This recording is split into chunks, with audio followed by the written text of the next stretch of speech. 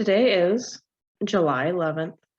The following is a recording of the agency report concerning the evidence collected on July 11th. The data that was analyzed includes word choice analysis in the letter, word choice analysis in the scrap letters found, and crime parameters. The type of analysts include, but are not limited to, psychological profiles and incident parameter analysis.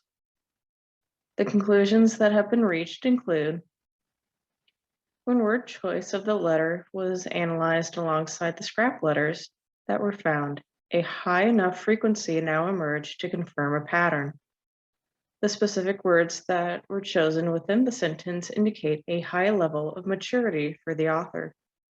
Furthermore, the slant of the writing along with the setup of the sentence structure indicates a significant wariness of their surroundings and/or others. The administration of the letter demonstrates a strategic flair given that the letter was not delivered, though more conventional and more easily traceable methods. The recommended steps involved gather intel from any present local inhabitants and information about the Hearthstone itself, and assessing motivation traits of all possible suspects. Well, we certainly have run into more of the locals than I expected we would, the castle gone. You seem to know a lot about this area. Many left after the castle fell, but most have returned, and I believe there are some new residents. Keep up after what happened. The people who lived here largely depended on business from the castle for their livelihood.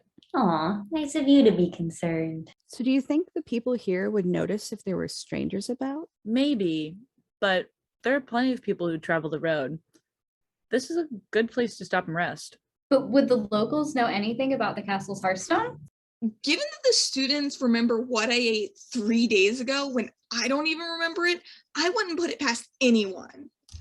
Besides, the castle's destruction had a huge impact on what was essentially their backyard.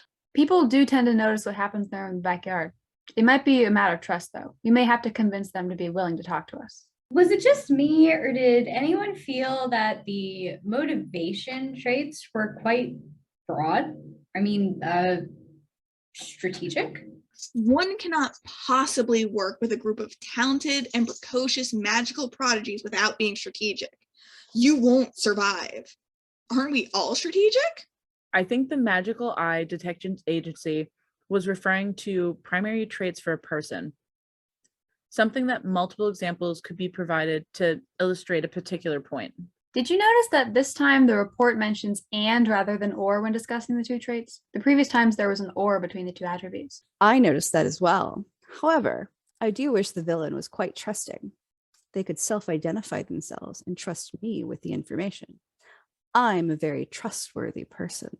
And trust that actions have consequences.